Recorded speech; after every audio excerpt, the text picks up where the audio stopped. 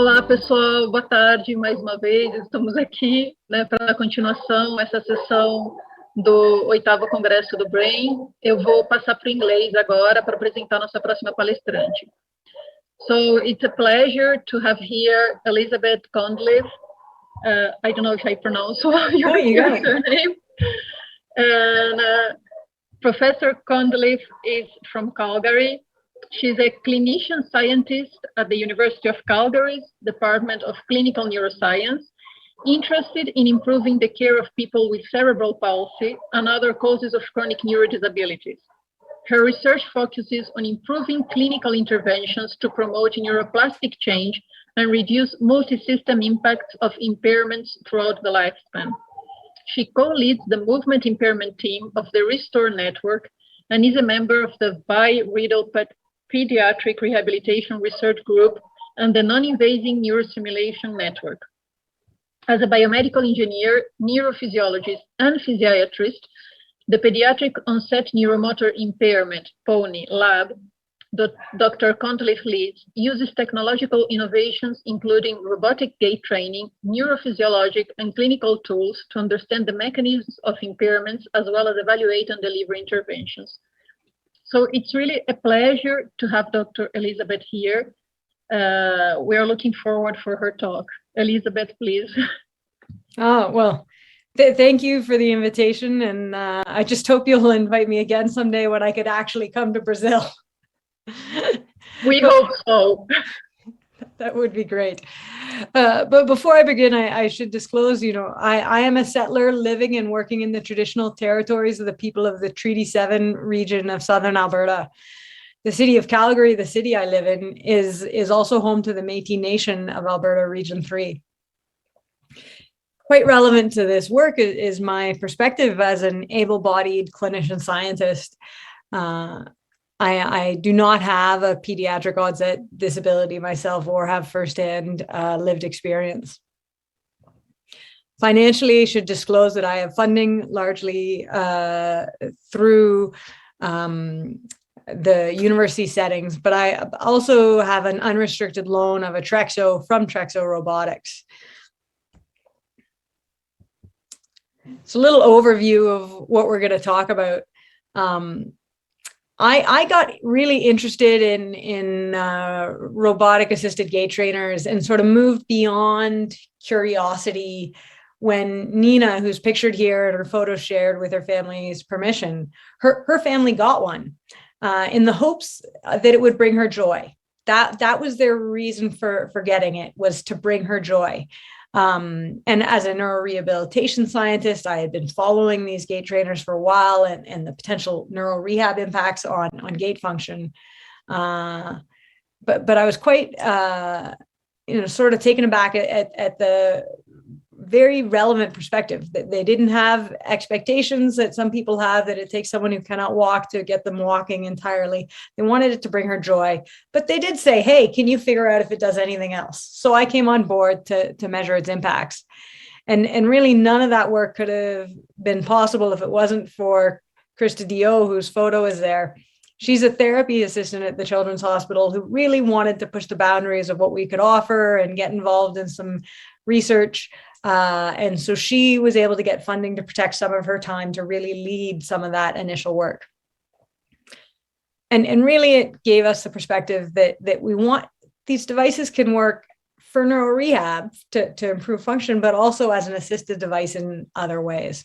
So I'm going to talk about that a little bit, talk a little bit to give you a little broader perspective of robotic gait trainers, and then specifically where does our research and others say that there's a role for neurorehabilitation and assisted devices. So first, who are we talking? Mostly I'm talking about children with significant disabilities. And so to set the stage for that, there's the gross motor function classification scale, which has 5 images here corresponding to the 5 levels on the scale, 1 being the least impaired, 5 being the most impaired. And in the population that's using many of the robotic gait training technology, whether it be pediatric or not, it does tend to be people who have greater physical disabilities. So people who use wheelchairs in the community or need to be pushed, they may be able to walk in some settings, as you can see here.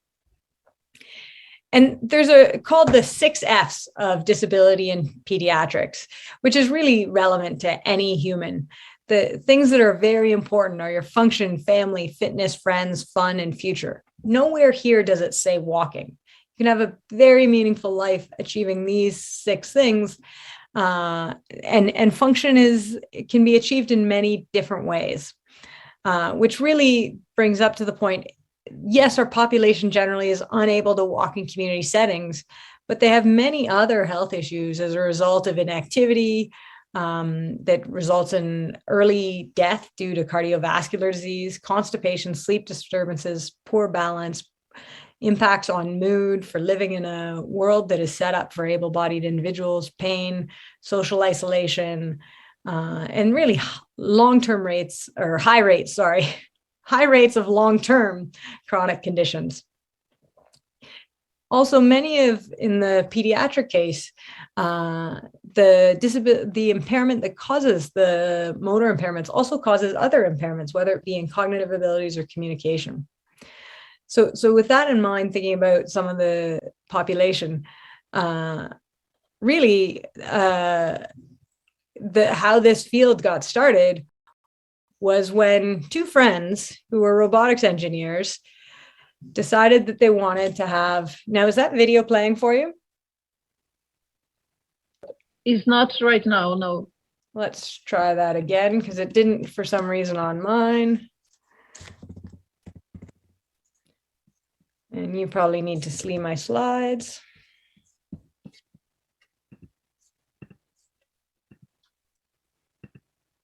Playing now? Yeah, it's playing. Great. So this is a video of the nephew of one of these 2 robotics engineers. And they decided they just wanted to see if they could build something so that he could experience walking. When he was born with significant disabilities, and they knew he wouldn't be able to walk on his own. And you can see in this video, he's a little bit older than a newborn, and it took them a couple of years to do it, but they were able to build him a device so that he could experience walking. So beyond just the experience of walking, really, I think there's the potential for neuroplasticity. You know, based on what I've looked at this group, the idea of heavy and plasticity, neurons that fire together, wire together, will not be foreign to this group at all. And really, the goal there is to help with recovery of functions. When we start thinking of technology for assistive device, we're thinking about compensation to facilitate an ability. So the most common assisted device that people think of is a wheelchair, but really anything that can help someone do something can be an assisted device. A hearing aid, our technology that keeps us organized. And I think one of the neat things about robotic gait trainers is they have a valuable contribution to both of these fields. So there are great stories of recovery of walking ability. So I think neurorehabilitation can happen. This is photos of a child who was unable to walk in really a year and 1 month, 13 months later, and 500,000 steps in his robotic gait trainer. He started walking and was walking so well, he no longer used the Trexo. Unfortunately, these are the exceptions, and we need to figure out how to make it so that the neurorehabilitation effect is maximized for as many children as possible. There you can see him walking. So a few more cute kids doing their walking. You know, what are they doing? They're having fun. They're getting some exercise. The gentleman on the right is going out for a walk with his family in a way that is very different than if he was in his wheelchair. They're both getting dynamic challenges to their head control. They're active or active-ish in their range of motion, which can have impacts on spasticity. And so all this is achieved in this type of device, which we'll classify devices in a second, but essentially you can see this is a device that's going over ground. It's not on a treadmill. It's not tethered to anything above them. It's not stationary. That does provide some body weight support. In both of these cases, you can see there's a seat sort of dangling down here, but it's actually not, the children aren't on the seat and aren't getting a lot of support in one of the cases. So when we focus in on the population and just recall that the goals are really more than walking, and I think that's probably come quite clearly through at this point. So what are the robotic gait trainers? And why are we caring about this? I mean, for any of you who are clinicians in the group, I think it's really important we start caring about this because there's really an exponential rise in devices available. And patients are going to ask us about this, even if we don't think they're ready for mainstream use. People are getting them and using them. The amount of literature is going up, and the prices, are coming down. In 2017, there was a review that had 9 exoskeletons for rehabilitation in patients with central nervous system injury. And a few years later, in 2021, that number was 25 in a review. So how do we think about them? I sort of introduced this when I was describing the Trexo, but you can sort of think about how are they used? Are they stationary over a treadmill, over ground, used in a rec center, used in a home, used in a clinical setting? Do they require any gait aids to be used with it? Walker crutches, platform rails? Do they allow people to engage their voluntary abilities, whether it be supporting their own weight or in generating the voluntary movement of their legs? Do the actuators help in horizontal or vertical translation? Really, are they actuating the legs? Are they actuating the body mass? Are they doing both? Are they at specific joints? Are the actuators motors, which is that gear symbol if you aren't getting all my symbols?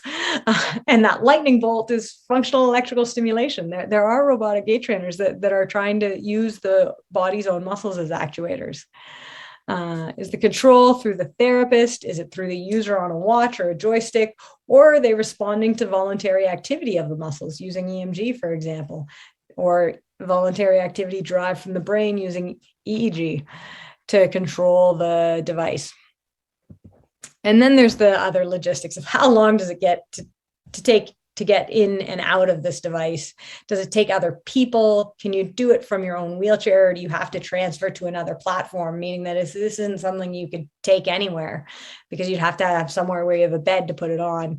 And can you wear it all day or just when you're walking? So really, these robotic gait trainers can be many things. Here are a couple examples. So the Locomat is really one that has most of the literature out there.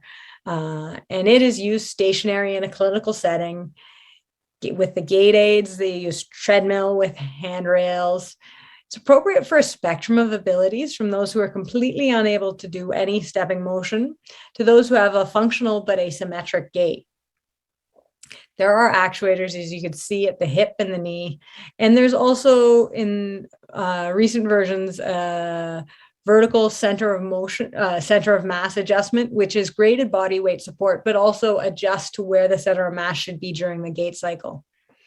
Control is entirely by the therapist. You can see here the user has nowhere to control the device. And it uses a path control for any of you who like to think about control systems. There's a virtual tunnel around the ideal movement trajectory with graded support depending on how you're moving within that path. Generally, it takes 1 to 3 additional people to get in and out of it. So we already talked about our Trexo. It's an untethered gait trainer. It can be used in the clinic or home, has to be used with a specific walker, the Rift and Pacer walker, and it can provide full body weight support and truncal support. And in some cases, people also need head control support, either with a Hensinger collar or they're actually working on building something in. In general, it can be used for people who are unable to sit or even hold their head up independently, to those who have some walking ability outside of it. This is something you may not think of as a robotic gait trainer. I certainly didn't initially, but the literature does consider it as a potential robotic gait trainer. It's certainly a robotic device. It looks more like a stepper. It's stationary in a gym to me, but it is training a stepping type motion in the legs. So not all the devices walk. Some don't have any motors over the legs and provide purely body weight support. The Exo and the Rewalk and a few others are completely independent. And wearable exoskeletons that provide actuation at the hips and knees and sometimes ankles, can be used in the community. And then there's all sorts of different combinations, and it just gets bigger and bigger and can get a little bit dizzy. So there's an approach that Hube van Hedel has created in Switzerland, and it's specific to pediatrics, but why I put it up here is this bit at the bottom. I particularly like the schematic because it considers the impairments and activity restrictions that we think of in the International Classification of Function and Disability from the World Health Organization, but it also considers, that the fact that environmental impacts and personal factors are sort of cross-cutting influences on which device is relevant for which individuals. In general, some common things about the devices that are available currently with significant literature. There are those that can provide full assist, and there are ones with partial assist. And of the ones that are full assist, they're generally very slow. So those speeds are not, they're turtle-like, and they do not get you across a street safely typically. So you're going to hit the red light before you're across the street if you're using a gait trainer. The other thing that I find quite interesting, and the reason there's a horse up there, is the gait pattern is often more like dressage than it is an actual walk or trot. You're not typically walking in a typical gait pattern. There's usually something rather abnormal about how the gait pattern is actuated. And for some of them, the control is even quite awkward. They're mechanical devices known as reciprocating gait orthoses. And sort of if you lean to the right and forward, that triggers your other leg to move. And there are a few tricks like that that are non-intuitive for some of the gait trainers that are needed. The other thing to be aware of is these are not generally off-road vehicles. Even minor bumps can cause a problem. There are military applications of robotic gait trainers aiming to turn people into essentially an all-terrain vehicle in themselves, but those that are meant for rehabilitation are far from it, and really not even ready to go to a rough surface such as a sports field. Very few can handle stairs or corners without significant effort or external support, so they're not really used for on trails yet. And then none of these items are free. Being a technology that's used by few and not many, and often seen as a medical device, they are quite expensive, though these costs are coming down. So let's talk about what these robotic gait trainers can do. I'm going to draw on the literature, but also on two studies that we've got going on. We've completed a Trexo case study with Nina that I showed you in the first picture, essentially observing how she used it and the impacts in the first 12 weeks of the study. Was it safe? Was she using it? And some of the impacts on balance, spasticity, and bowel habits, which were impacts we decided to study based on reviewing the literature. Then we've expanded that out to do a study I call Trexo Home. And this is really a prospective observational study involving family report outcomes from around the world. We're tracking who's using it. So we're not providing this device to anyone. These are families who are getting it of their own means and then consenting to participate in our study. Who's using it? How much are they using it? How do they think it's working? And some have sent us home videos before and after, which we're trying to use to characterize any motor changes that we could see. As with any purely observational study where you're asking something of people and not providing anything, 53 users provided consent to participate in our study, and about half of them sent us data both at baseline and 1 month. But we're learning something. So let's talk a little bit more about walking. This is not a participant in our study. He got the Trexo before we started our study, but you could see when he first started using the Trexo, he had significant difficulties initiating steps. Sort of one step at a time, often with a little sensory cue or instructions.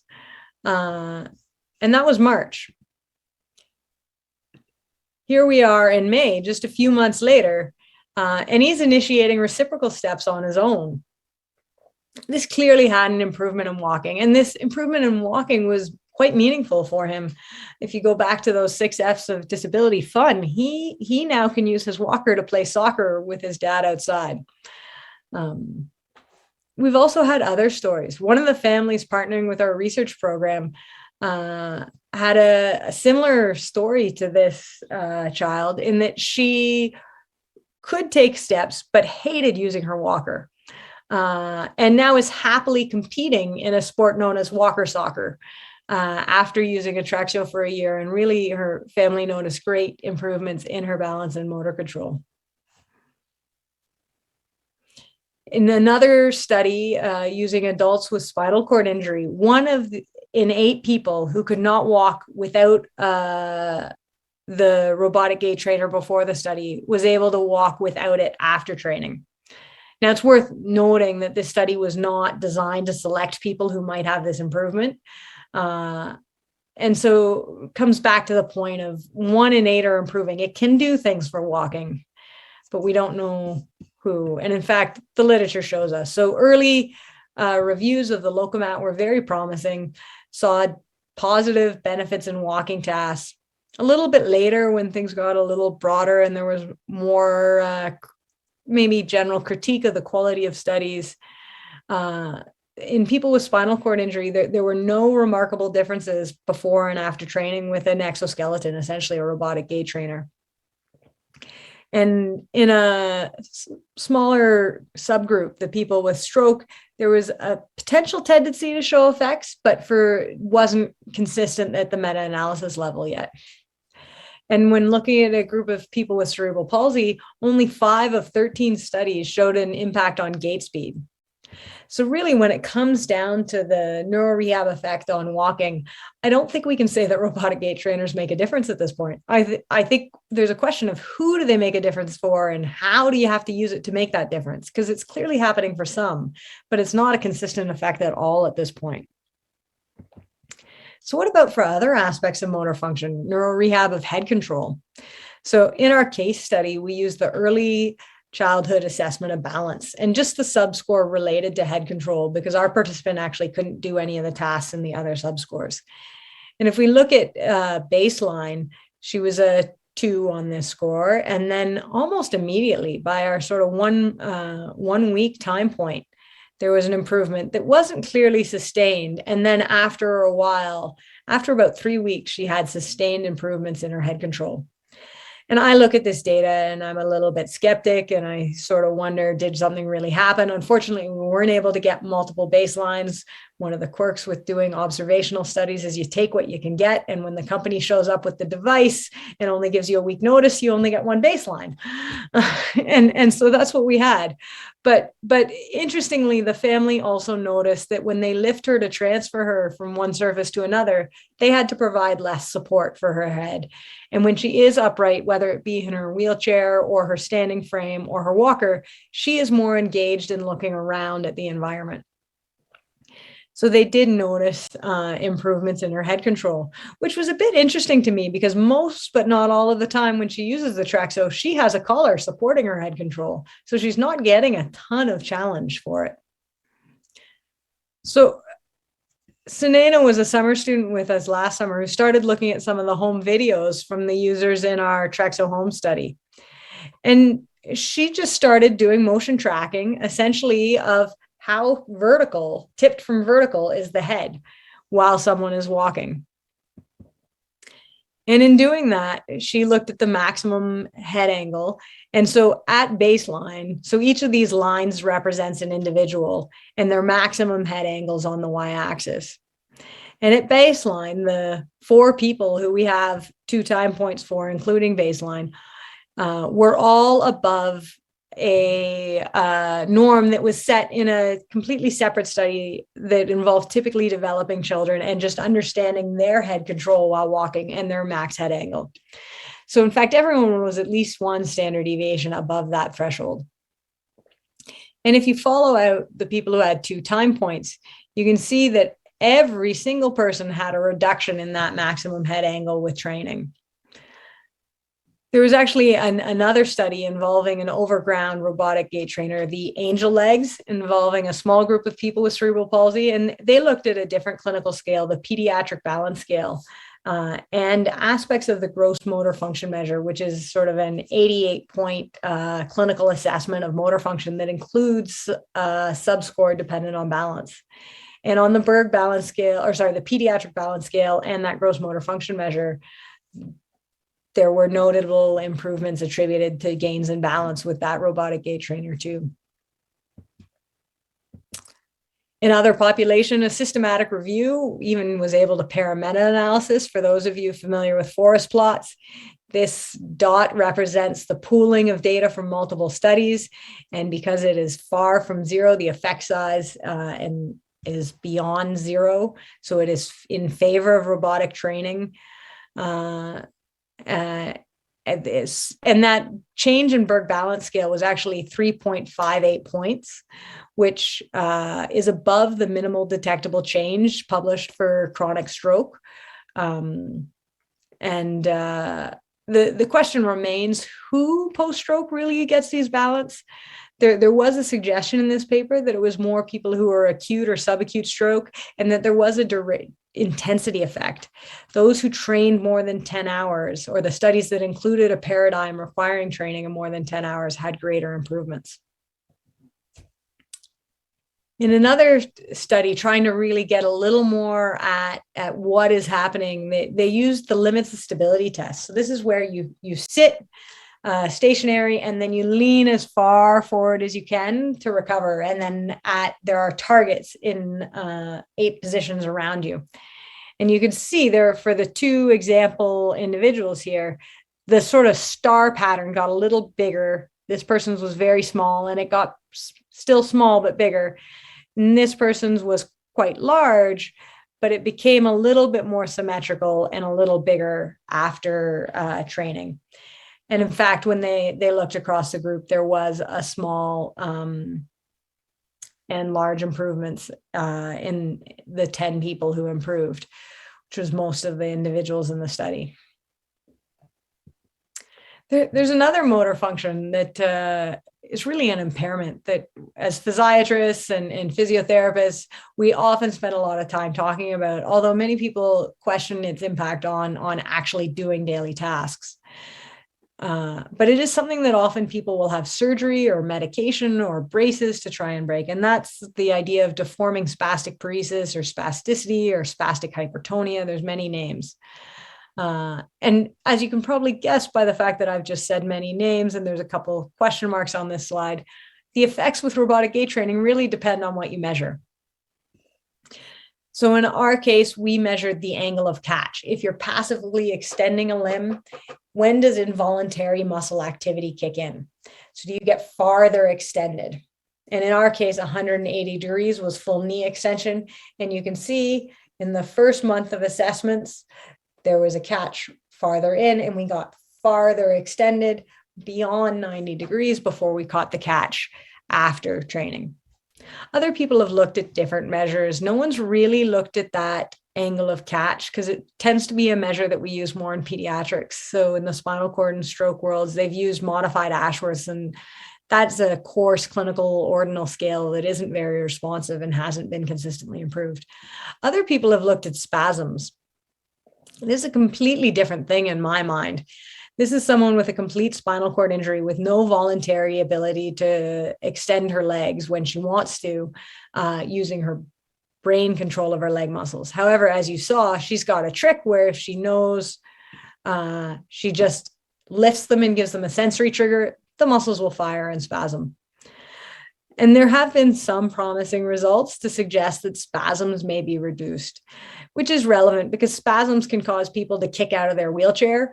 They can cause pressure injuries. They can cause people who have some voluntary function to have a spasm. And you can imagine if this happened unplanned, that it would cause a potential injury. And you'll see here that some clonus can kick in, and this could also cause a fall or other things. So it's relevant to understand it, but we don't have good answers yet. So what about thinking about robotic trainers as an assisted device? interestingly, a study in cerebral palsy looking at really neurorehab effects, gait pattern, energy expenditure, said that, this neurorehab effect is a transformative role in the lives of people impacted by CP. And this was based on 3 case studies and 10 case series.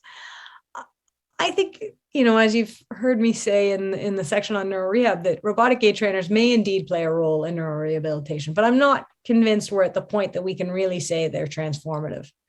In fact, another review really critiqued this approach, said focusing solely on improving physical function is leading to the rejection of devices, as the needs of children with disabilities are not actually considered, and the usability of the technology is not considered.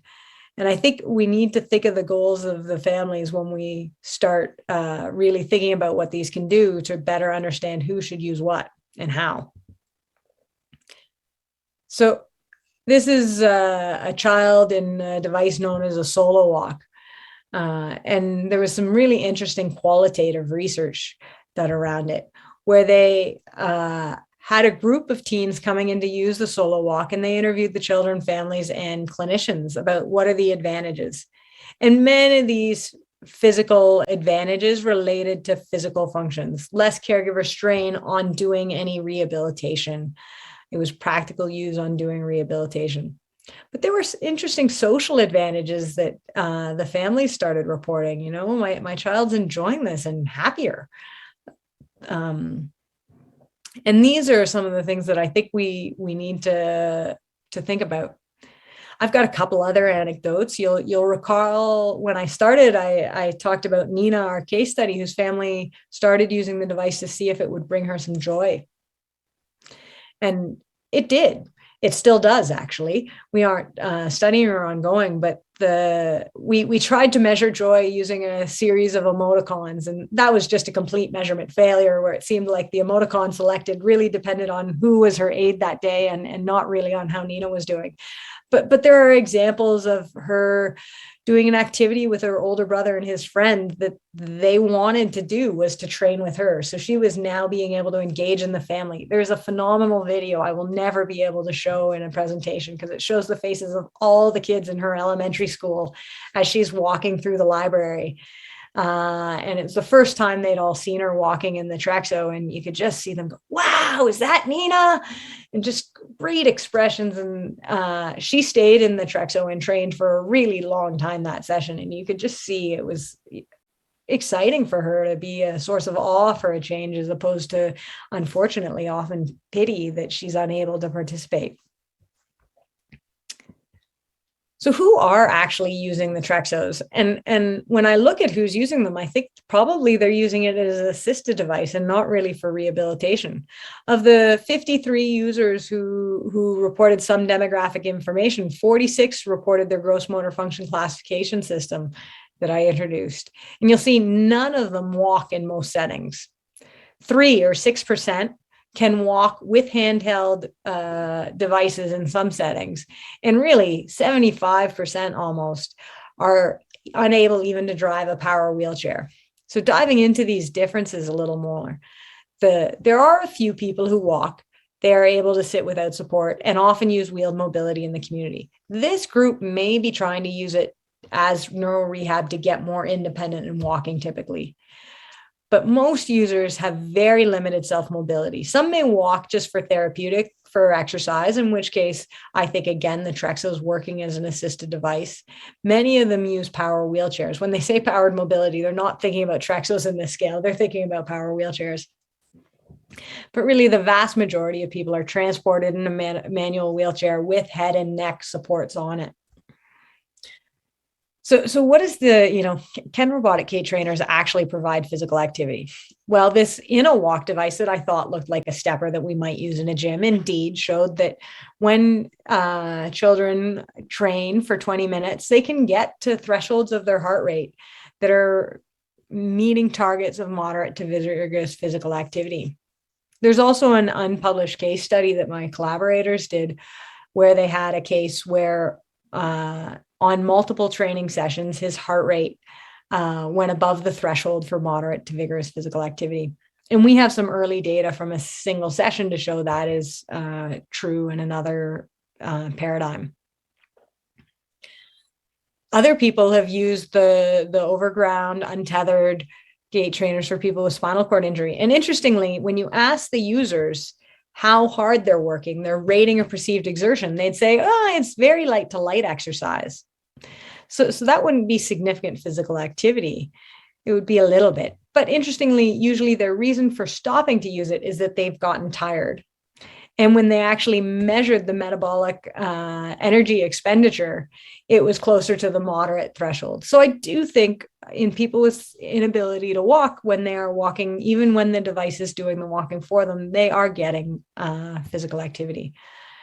We know that kids like Nina are taking steps that they wouldn't take without it. And in our Trexo Home study, we're prospectively tracking steps. And most people buying or leasing a Trexo are unable to take any steps without it and are averaging over 750 steps a week in their first month of use. And we also know that typically people use it, get more steps as they train and get better at using it, start solving the problems of where to use it, etc. We used a parent report outcome measurement instrument system for physical activity to try and categorize physical activity. And Ben, our research coordinator, and Anya, a medical student who happened to be an engineer and wanted to play with some data, have really worked on trying to look at this for us. And at baseline, 50%, it's a T-score. So that would be an average population. And the vast majority of kids are rated with physical activity below that threshold. And then if we look at the change in this change score, this is a non-significant change, but it does appear to be trending toward improvement.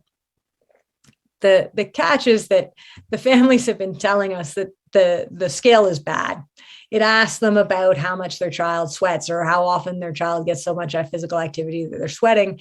And many of these children have other impairments that mean their response to exercise is different and they don't tend to sweat in that sort of situation.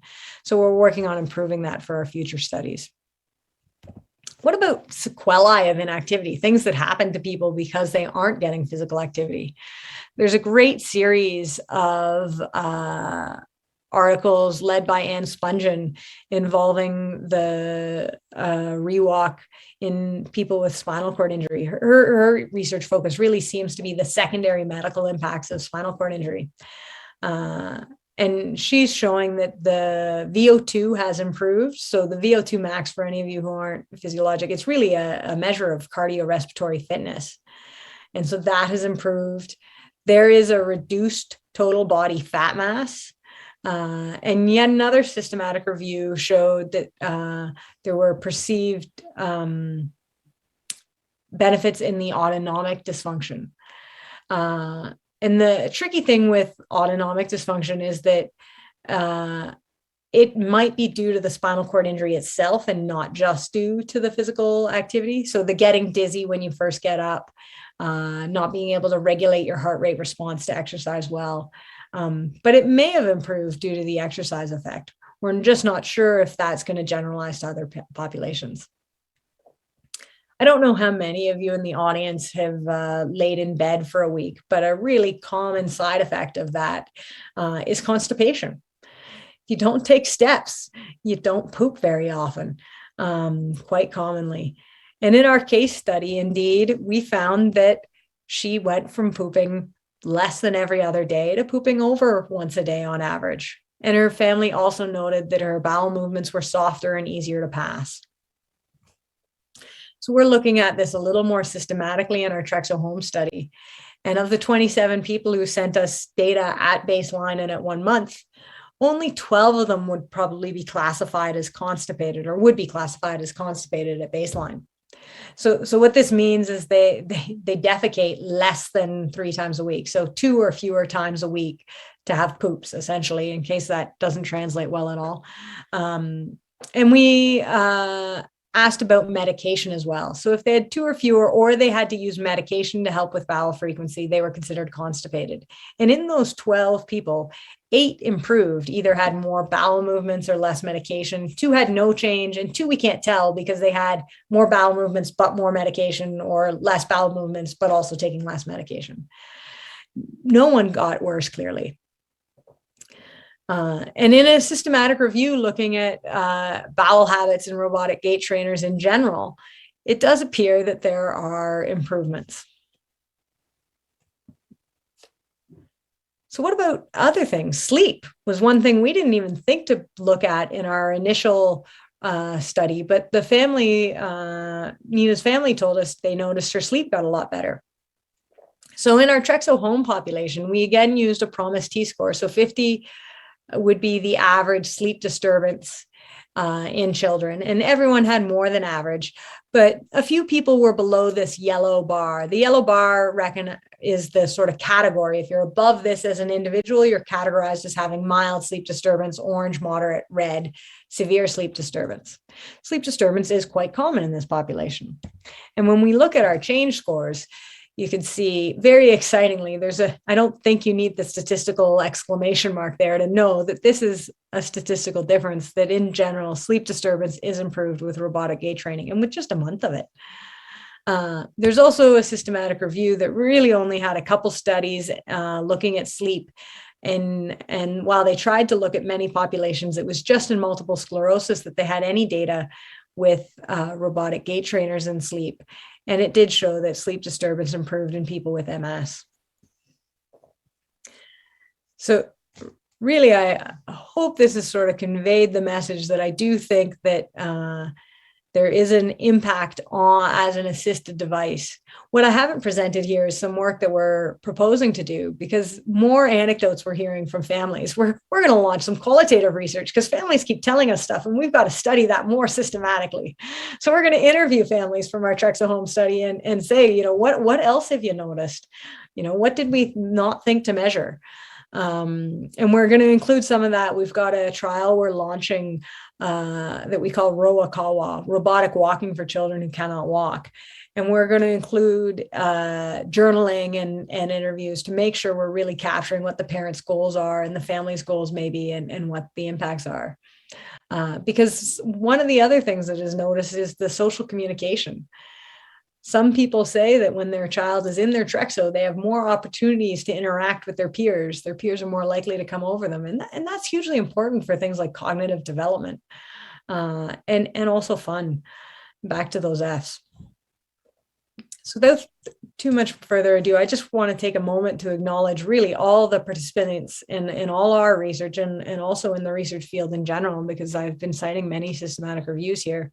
Trexo Robotics has participated in our research and really sharing the usage data from their proprietary system with us.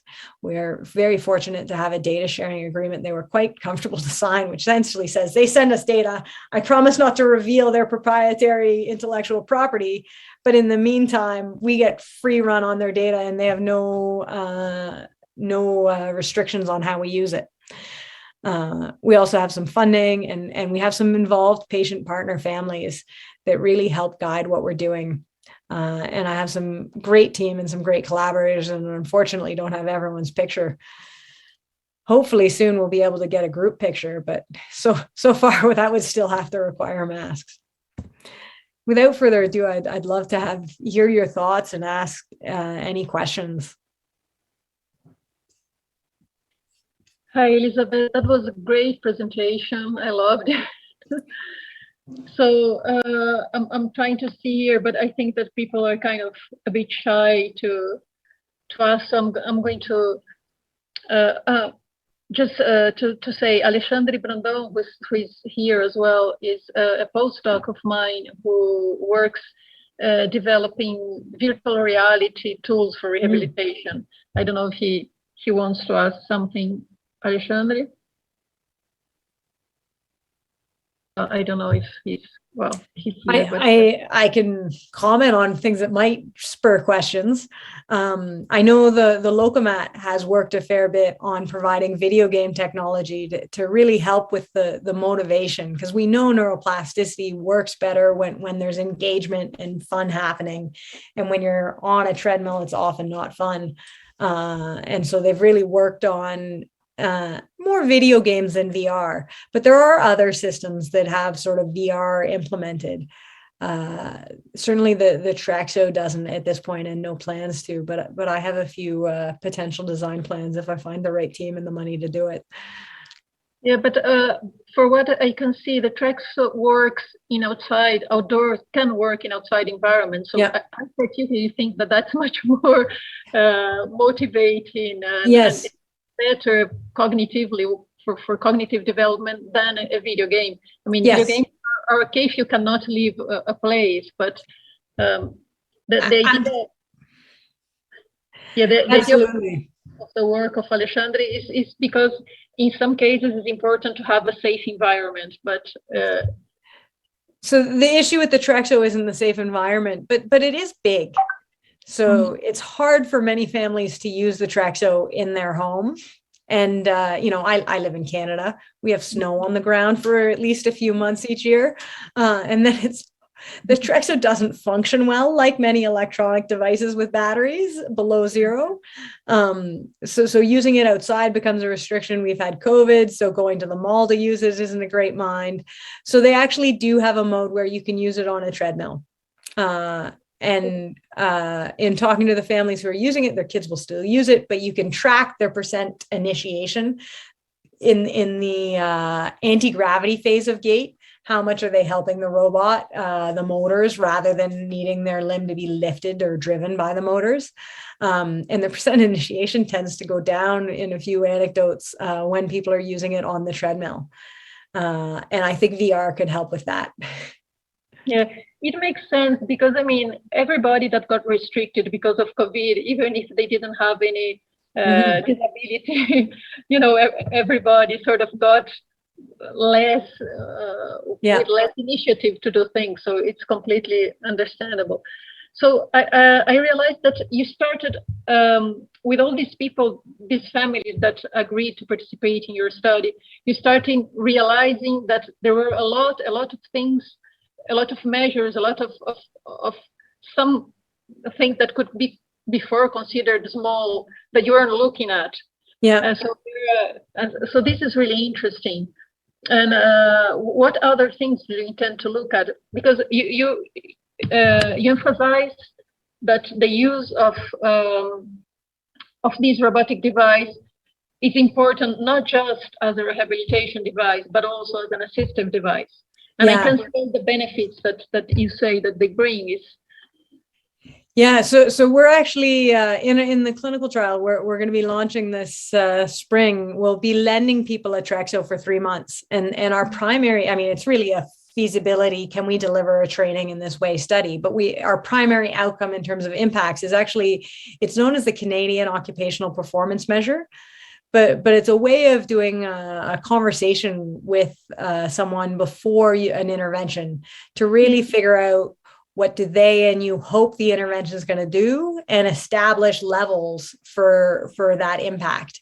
And so you can then compare someone who's using it for joy versus someone who's using it for motor function. You could still say, did it meet their goals, and how much did it meet their goals? And you can pair it with a scale known as the goal attainment scale to really make it more quantitative. So that's our primary outcome. And then with how you actually measure that goal gets tailored and individualized to the user. We're also working on a clinical program where we're going to try and pair a lot of objective measures. And in the clinical program, the neurorehab goal is really the main one, but we will be using like motion analysis in a Gait lab with and without the Trexo, because many of the users in that study can walk with the Trexo or without the Trexo rather. And so we'll be really looking at the impacts on the Gait itself. But then we'll be doing things like spasticity, which we can measure objectively in the lab or using the clinical scale as I presented. But we'll also do interviews around the spasticity's interference with life. That's another one. Another thing we've talked about doing is trying to do observed communication pairings.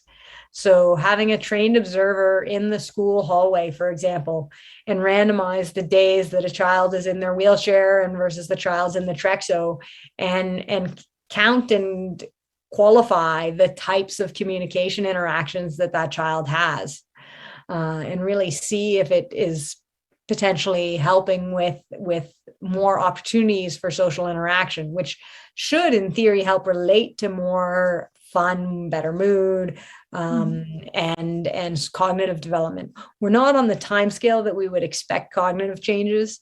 That's what I was to ask you, because but not only cognitive, but do you expect to see brain changes? Because that's something that we look at a lot here in this whole group.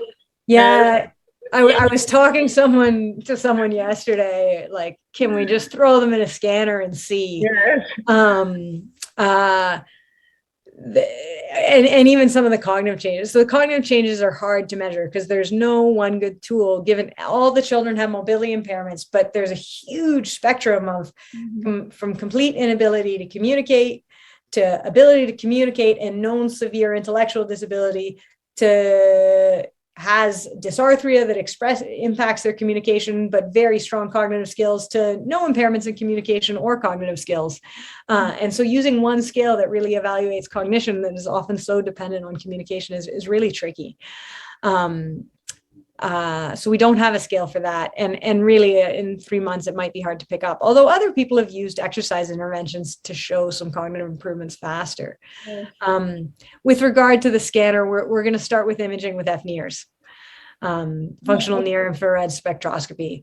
That is just a more practical way to get at functional imaging in this population than particularly as some of the population would probably need sedation, and then you start really weighing the ethical benefits when you're not sure you're going to show anything.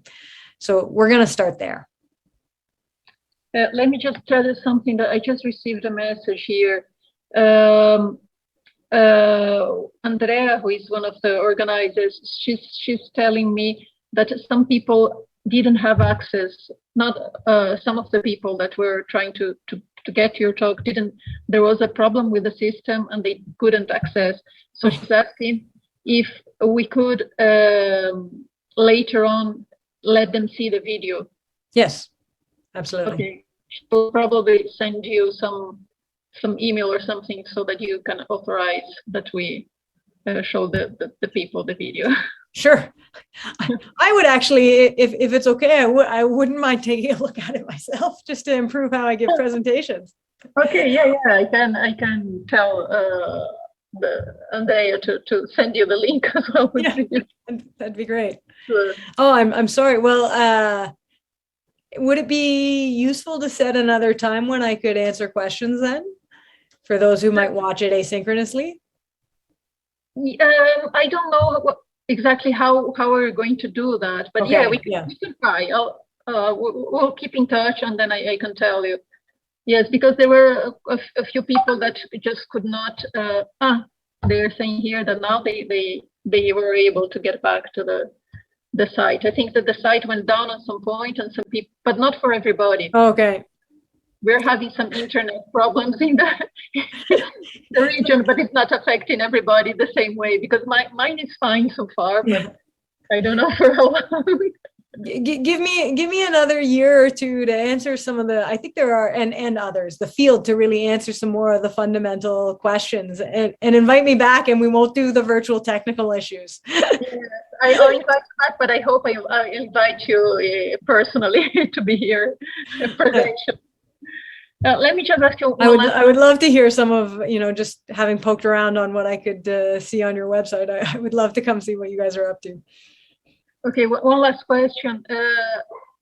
You're saying you're going to use NIRS, but what about EEG? Did you not consider because of the movement artifacts and that sort of thing? There's actually there's an EEG controlled robotic gait trainer. So that is a solvable problem. We are considering it, actually. I think the spatial spatial resolution of FNIRS will be a little bit interesting compared to EEG, but I don't have a lot of experience with either yet. And in preliminary conversations with some collaborators, one who does a lot of FNIRS and one who does some brain-computer interface work with EEG. And we're as you know, hoping to get a postdoc to come lead some of that work. I think that the spatial resolution is more or less the same, but yes, but NIRS has the advantage that it gets less movement artifacts. And so if you have someone that cannot stay quite, that can induce a lot of movement artifacts in EEG, and that can be a problem. I wonder if the issue is once you do the processing to remove the movement artifacts, you've lost your spatial resolution potentially. Yeah, maybe. Sounds like you know more about this than I do, but that was the simple explanation that I was given at one point. Okay. But certainly, I mean, I have, as I say, I am aware of robotic gait trainers controlled by EEG, and I also have another study recently involving FNIRS during use of a robotic gait trainer. Okay. Yes, because that's another thing that we are trying to do here somehow, that is to use neurofeedback in the sense of like training motor imagery and, give a feedback, because that is, in many cases, the motor imagery itself has been shown to improve motor rehabilitation. So if you can give some feedback based on the motor imagery that a person is doing, that is even better. Yeah. So one of the things that I think is cool in talking to one of the families with an articulate child, they hadn't really experienced walking. And now that they've experienced it, they can imagine it. So all of those dreams that we have that are consolidating memories and helping with neuroplasticity, and certainly I haven't seen anything where there's the motor imagery practicing and walking after the experience, but there are so many potentials of how do we maximize this. Yeah, that's really interesting. Yeah. Okay, Elizabeth, we have we are up our time now because we have another session soon. So I thank you a lot. I will let you know. We'll send you the link of the video, and if we get more questions, maybe I can send them to you. Sure. And if there's a common time where there might be a time, if I can come, I would drop in to answer them live if that's better. But I can only imagine that's hard to figure out in organizing a conference. Yeah, right now I think that's kind of complicated. But so thank you so much. And pessoal, a gente vai ter mais tarde uma última sessão que é de neuroeducação. Então estejam todos de volta aqui mais tarde. So thank you, Elizabeth, again. I hope we meet in person. Yes, you're very welcome, and thank you for the invitation. Okay. I look forward to that day too. Yeah, thanks a lot. Take care.